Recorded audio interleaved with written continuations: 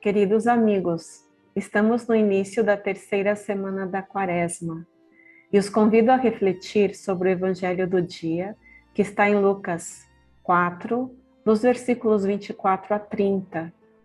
Este texto é a segunda parte do discurso inaugural e programático de Jesus na sinagoga de Nazaré, quando Lucas narra o início da atividade missionária de Jesus. Na primeira parte, Jesus está na sinagoga de Nazaré em dia de sábado, se levanta e faz a leitura da profecia de Isaías sobre o Messias e afirma que aquela palavra que os presentes haviam escutado se cumpria naquele momento. Jesus disse: se cumpre hoje. Essa palavra que vocês ouviram se cumpre hoje. Eu convido vocês a visitarem este texto que está em Lucas 4, 16 a 23. Na sequência, o evangelista diz que todos ficaram admirados e davam testemunho sobre as palavras de graça que saíam da boca de Jesus. No entanto, também, ele diz que começaram a comentar entre eles: mas este não é o filho de José? Na sequência, o próprio Jesus expressa que conhece as expectativas que seus conterrâneos tinham de vê-lo realizar ali os mesmos prodígios que ele havia realizado em outras cidades da Galileia. Então entra a segunda parte da narrativa, que é o nosso evangelho de hoje. Neste texto, nós podemos perceber o tema da rejeição do profeta justamente pelos seus. Jesus afirma: um profeta nunca é bem recebido na sua pátria. Jesus estava na sua terra, entre os seus conterrâneos e muito provavelmente seus parentes. E justamente onde se esperava que encontrasse mais acolhida, é onde mais encontra hostilidade e rejeição, inclusive manifestações violentas, a ponto de que eles chegassem a ter a intenção de tirar-lhe a vida jogando-o do penhasco. Estamos no início da missão de Jesus, que se apresenta diante deles como Messias e profeta. Fica em evidência que são as suas palavras que provocam tanto a admiração quanto a ira. E voltando à questão da rejeição do profeta, a rejeição é algo muito doloroso. Ser rejeitado pelos da própria casa é ainda mais. Só quem passa por isso sabe a profundidade dessa dor.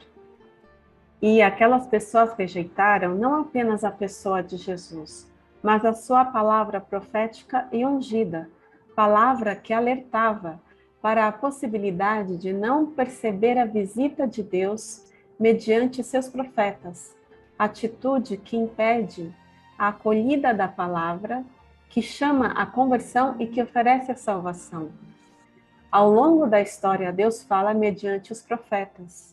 Muitas vezes, essas palavras curam e consolam, outras vezes denunciam e incomodam, mas em ambas as vezes são sempre palavras de salvação. Jesus recorre aos episódios em que Elias e Eliseu foram enviados por Deus a pessoas estrangeiras, mesmo que também houvesse pessoas da casa de Israel com as mesmas necessidades e carências. No entanto, aqueles estrangeiros acolheram a visita de Deus, foram obedientes à palavra do Senhor revelada pelo profeta e por isso receberam a salvação. Por sua vez, Israel não lhe havia dado ouvidos.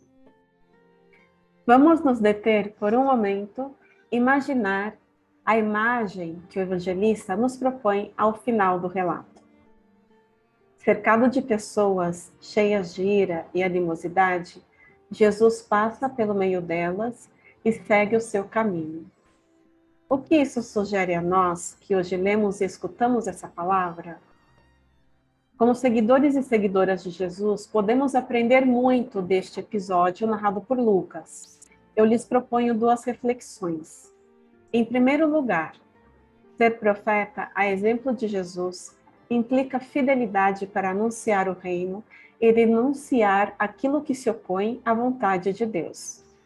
Alguns aceitarão, outros não. Isso não deve tirar a nossa paz. Precisamos, como Jesus, passar pelo meio das diversas confusões, intrigas, calúnias, desentendimentos, injustiças, inclusive ameaças à nossa própria vida, com a segurança de quem se sabe ungido pelo Senhor e enviado por Ele para anunciar a boa nova, em primeiro lugar, àqueles mais vulneráveis. Precisamos também estar alertas para acolher a palavra que Deus envia pelos profetas dos nossos dias. Em segundo lugar, a palavra de salvação está destinada a todos.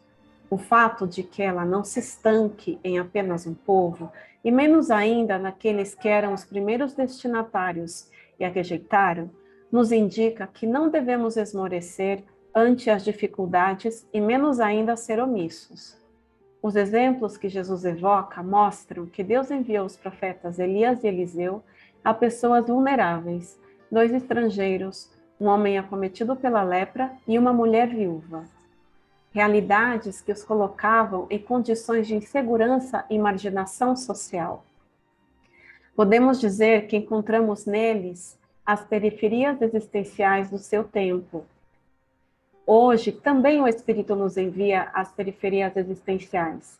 Cada um de nós é convidado a discernir e identificar a quais periferias existenciais está sendo chamado e enviado a anunciar a boa nova.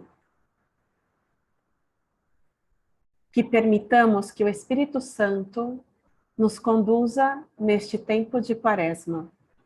Um abraço e até a próxima.